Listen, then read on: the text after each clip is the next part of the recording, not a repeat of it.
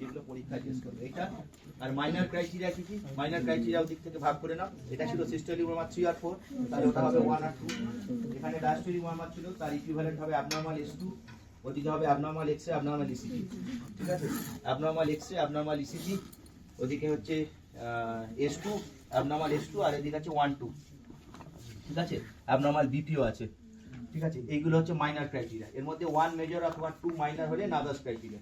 তুমি মনে রাখবে নাদাস ক্রাইটেরিয়া তোমাকে পড়ে আসতে হবে পরীক্ষায়, এটা জিজ্ঞাসা করবে। তাহলে দিস ইজ এ সব কনজেনিটাল হলো। আচ্ছা তারপর বলবে সাইনোটিক। সাইনোটিক কি করে বুঝছো? তখন তোমাকে বলতে হবে ডে লাইট এক্সামিন করেছি at rest and during crime. কারণ প্রচুর পেশেন্ট থাকবে যেটার অ্যাট রেস্ট সাইনোসিস থাকবে না, সাইনোসিস থাকবে না। তাহলে তোমাকে বলতে হবে, যদি অ্যাসানোটিক বলবে তাহলে তুমি বলতে পারবে have examine the patient during crying and at rest, both the cases patient is no, there is no cyanosis. Cyanosis হলোতে সাইনোসিস আছে। যদি বলে এটা অ্যাসানোটিক কেন, তাহলে তোমাকে বলতে হবে যে আমি বাচ্চার কাঁদার সময় দেখেছি, বাচ্চা যখন ঘুমাচ্ছিল তখনও দেখেছি, আলোয় নিয়ে গিয়ে দেখেছি, সাইনোসিস নেই, তাই আমি বলেছি যেটা অ্যাসানোটিক হার্ট ডিজিজ, ঠিক আছে? এখন একটা তোমার যেখানে তোমরা ভাইটালস মাপো, পালস, টেম্পারেচার, রেসপিরেশন, বিপি, সেখানে পালস অক্সিমেট্রি ইজ অ্যালাউড, মানে তুমি নিজের পালস অক্সিমেট্রি নিয়ে পড়ে যেতে পারো। Pulse oximetry allowed. যদি তুমি পড়ে যাও তাহলে তুমি পালস অক্সিমেট্রি করেও বলতে পারো যে আমি 4 লিন পালস অক্সিমিটারে স্যাচুরেশন দেখেছি, ওর স্যাচুরেশন 97% আছে বা 98% আছে। বোঝা গেছে আমি কি বলেছি? পালস অক্সিমেট্রি অ্যালাউড, যে আমি পালস অক্সিমেট্রি করেও আমি দেখতে পাই। আর যদি মনে হয় যে না ওসব ঝামেলায় যাবে না, তাহলে ওসব বলবে না, তাহলে পালস অক্সিমেট্রি। তাহলে আবার পরে পালস অক্সিমেট্রির অন্য ক্রাইটেরিয়া জিজ্ঞেস করবে। জানিস পালস অক্সিমেট্রি স্ক্রিনিং এর ক্রাইটেরিয়া কি? সাইনোটিক হার্ট ডিজিজের labour room screening criteria pulse oximetry পরীক্ষা জিজ্ঞাসা করে নিউবর্ন পড়ার সময়। জানিস যে একটা বাচ্চার লাইফ থ্রেটেনিং হার্ট ডিজিজ আছে কিনা তুমি পালস অক্সিমেট্রি স্ক্রিনিং করে কি করে বুঝবে? মানে এইগুলোই কিন্তু অ্যাকচুয়ালি পরীক্ষা জিজ্ঞাসা করা উচিত। কারণ কি এটার জন্যই একটা লোকের বাঁচা মরা নির্ভর করবে। একটা বাচ্চা ভিগোরাস জন্মালো, 3 কেজি বাচ্চা, জোরে চিৎকার করে কাঁদছে, খাওয়া দাওয়া করছে, ঠিক আছে? খাওয়া দাওয়া করছে, বাড়ি ছেড়ে দিলি 3 দিনের মাথায়, বাড়ি চলে গেল, রাত্রিবেলা গ্যাস পিন চলে এলো, ডেথ হয়ে গেল। বল কি মনে হলো? বলতে পারবি? একটা বাচ্চা 3 দিন তো ছিল, 3 দিন ছিল, 2 কেজি 800 বাচ্চা, ভালো ছিল, ভালো খাওয়া দাওয়া করছে, বিকালবেলা ছেড়ে দিলি, রাত্রে গ্যাস পিন চলে এলো, ডেথ হয়ে গেল। বুঝতে পারলি? It's a doctor dependent cyanotic heart disease. হ্যাঁ প্রচুর আছে doctor dependent cyanotic heart disease, যাদের 3 দিনের মাথায় ইউজুয়ালি আমাদের ডাক ক্লোজ হয়, ঠিক আছে? যেই ডাক ক্লোজ হয়ে গেল, তারপরে 3 দিনের মাথায় হচ্ছে বাড়িতে ডাক ক্লোজ হলো, ডাক ক্লোজ হলো। এইগুলো ডায়াগনোসিস করার জন্য 4 লিভ পালস অক্সিমেট্রি করে। আমি জানি না তোরা বুঝছিস কিনা, আমি এত তাড়াতাড়ি বলছি, তাও আমি বলে যাচ্ছি, কারণ যেটুকু পরীক্ষা জিজ্ঞেস করবে সেটাকে আমি ধীরে ধীরে পড়াবো। এগুলো আশেপাশে আসছে বলে আমি বলছি। এটাতে ক্রাইটেরিয়া হচ্ছে 4টে হাতে পায়ে অক্সিজেন স্যাচুরেশন দেখবে, 4টে হাতে পায়ে ইউজুয়ালি আফটার 24 আওয়ার্স, 24 ঘন্টার বাইরে 4টে হাতে পায়ে অক্সিজেন দেখবে, মোর দ্যান 95% হতে হবে প্রত্যেকটা লিম্বে, and there would not be difference of more than 3%। 3%-এর বেশি ডিফারেন্স হওয়া যাবে না। বুঝেছিস আমি কি বললাম? এইটা যদি থাকে তাহলে তুমি gross congenital cyanotic heart disease incompatible with life এরকম জিনিসটা রুল আউট করতে পারো। কিছু বোঝাতে পারলাম? কিছু বোঝাতে পারিনি। ধর এমন কোন, আমি এখন doctor dependent cyanotic heart disease যাচ্ছি না, ধর হাইপোপ্লাস্টিক লেফট হার্ট আছে, হ্যাঁ হাইপোপ্লাস্টিক লেফট হার্ট সিনড্রোম আছে, এরকম অনেক ডায়াগনোসিস আছে যেখানে বাচ্চা যতক্ষণ পিডিএ খোলা আছে, ডাক্তার সার্টিফিকেট খোলা আছে, ততক্ষণ পর্যন্ত বাচ্চা বেঁচে থাকবে, ততক্ষণ পর্যন্ত বাচ্চা বেঁচে থাকবে। রাইট টু লেফট শান্ট হবে, রাইট টু লেফট শান্টে প্রথম দিকে ডান দিকে প্রেসার বেশি, রাইট টু লেফট শান্ট হবে, ওটা এসে তারপরে লেফট হার্ট থেকে সার্কুলেশন দিয়ে মেনটেন করবে। এবার যেই ডাকটা ক্লোজ হয়ে যাবে, তাহলে আমার ধর হাইপোপ্লাস্টিক লেফট হার্ট, ধর আমি কিচ্ছু জানি না, মনে মনে ভাব হাইপোপ্লাস্টিক লেফট হার্ট মানে কোনোভাবে আমার বাঁ দিকটা কাজ হচ্ছে না, লেফট ভেন্ট্রিকেলে আমার কাজ করছে না, তাহলে অ্যাওটায় তো কোনোভাবে আমাকে ব্লাডটা পাঠাতে হবে, তবে না আমি বেঁচে থাকবো, ব্রেনে ব্লাড যাবে, অক্সিজেন। তাহলে কি হবে? আমি যদি একটা ডাক্তার সার্টিফিকেট খোলা রাখি, তাহলে পালমোনারি ট্রাঙ্ক থেকে ব্লাডটা চলে আসবে আউটার কাছে, রাইট টু লেফট শান্ট হয়ে প্রথম দিকে। এবার 3 দিনের মাথায় রাত্রিবেলা বাড়ি পর চলে গিয়ে ওর ডাকটা বন্ধ হয়ে গেল। তো ডাকটা বন্ধ হয়ে গেলে আমার আর অক্সিজেন পাবো কোথায়? তাহলে মরে যাবে। তো সেখানে আমাকে ট্রিটমেন্ট কি? ডাকটা খুলে দেবো। তো ডাকটা আমি কি দিয়ে খুলে দিই? তো সেইগুলো আমাকে আগে থেকে জানতে হবে। তো ফিটাল ইকোকার্ডিওগ্রাফি আরে করা হয়, কিন্তু ধর আমাদের তো, আমরা তো করি না ফিটাল ইকোকার্ডিওগ্রাফি, তাহলে আমাদের কি হয়? তুই যদি পালস অক্সিমেট্রি করিস, সেখানে ক্রাইটেরিয়া হচ্ছে 4টে হাতে পায়ে করা হয়, মোর দ্যান 95% সবগুলোতে আসতে হবে, এবং ডিফারেন্স শুড নট বি 3%, 3%-এর বেশি ডিফারেন্স থাকা চলবে না। এইটা যদি রুল আউট করা যায়, তাহলে আমি ইকোকার্ডিওগ্রাফি না করে বলতে পারবো যে আজ যাই পারে থাক, অন্তত doctor dependent cyanotic heart disease নেই, 4 দিনের মাথায় মরে যাবে না। বুঝতে পেরেছি? আমি এইটাই বোঝাবার চেষ্টা করলাম। যাই হোক, মোদ্দা কথা যেখানে ছিল হার্ট ডিজিজ কেন বললাম, নাদাস ক্রাইটেরিয়া পড়ে আসবি, কি কি ক্রাইটেরিয়া আমি বলে দিয়েছি। কনজেনিটাল সায়ানোটিক হার্ট ডিজিজ চলে এলো। এবার আমি রাইট টু লেফট শান্ট, আচ্ছা এখানে ছিল লেফট টু লেফট, ওখানে রাইট টু লেফট। তাহলে আমি টপ দিয়ে পড়াতে থাকি, একটা একটা করে পয়েন্ট বলতে থাকবো। আমি ডাইরেক্ট লং কেসে চলে এলাম। টেট্রালজিয়া ফ্যালট, সায়ানোটিক হার্ট ডিজিজের প্রোটোকলে যেটা টেট্রালজিয়া ফ্যালট। এগুলো জিনিসপত্র মনে আছে তো? ছোট করে কি রিকাপ করতে হবে? আচ্ছা, তো কতক্ষণ টাইম আছে আমার কাছে? ক্লাস আছে 2টো থেকে, তাই তো? আমি আনলিমিটেড তাদের গাইনি দিয়েছিল, বললো যে আচ্ছা তাহলে আমি কানে একটুখানি আমাকে অ্যালাউ কর, অন্তত একটা আমি শেষ করি, ঠিক আছে?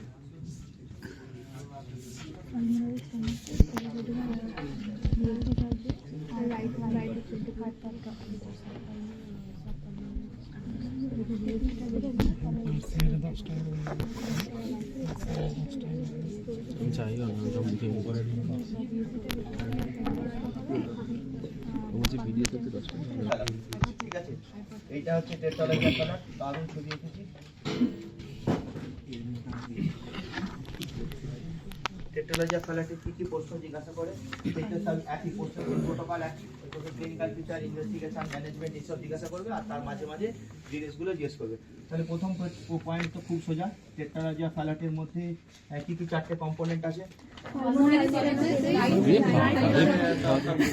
টেস্ট করছি, হ্যাঁ সবাই ভুলভাল বলবে, আমি বলি। পালমোনারি স্টেনোসিস, আমি ওই জন্যই বলছি। এটাকে বলা হয় right ventricular outflow tract obstruction, এটাকে বলা হয় RVOT, right ventricular outflow tract obstruction, ঠিক আছে? তাহলে right ventricular outflow tract obstruction হলে তাহলে কি হবে? Right ventricular hypertrophy. Right ventricular hypertrophy হলে এটা হবে ভিএইচডি। ভিএইচডি পরে একটু dot dot dot dot, VHD পরে একটু ডট ডট ডট ডট, আর 4টে হচ্ছে ওভাররাইডিং অফ অ্যাওর্টা, ঠিক আছে? Overriding of aorta. Right ventricular outflow tract obstruction থেকে তোকে কি জিজ্ঞাসা করবে? কিছু জিজ্ঞেস করবে না।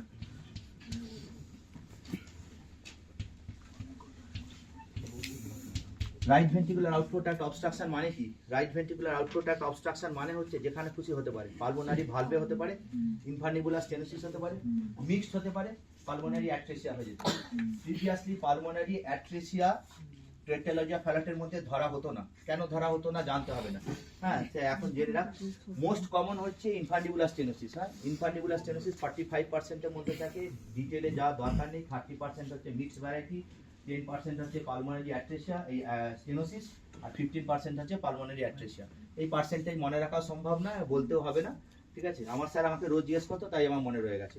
সেটা হচ্ছে 45% হচ্ছে ইনফান্ডিবুলার স্টেনোসিস। হ্যাঁ, এইটা মনে রাখলে মোস্ট কমনলি হচ্ছে ইনফান্ডিবুলার স্টেনোসিস, ঠিক আছে? এটা হচ্ছে right ventricular outflow tract obstruction. তোকে এই 4টে খুব বেসিক কোশ্চেন, ভালো বললে তোকে জিজ্ঞেস করবে যে এর মধ্যে কোন দুটো feature essential for tetralogy Fallot?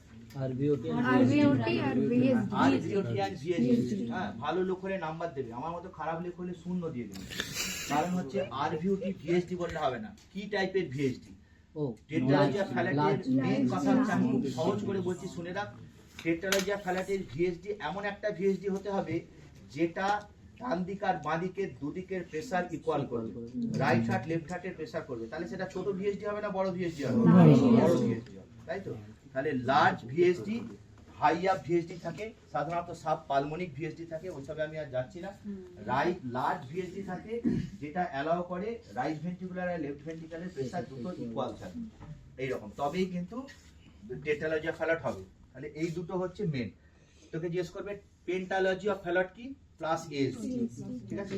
ASD যোগ করে দিবি, প্লাস এএসডি যোগ করে দিলে পেন্টালজিয়া ফ্যালট। তাহলে টেট্রালজিয়া ফ্যালট কাকে বলে? মেন দুটো কম্পোনেন্ট কি কি, পেন্টালজি কাকে বলে জানলাম।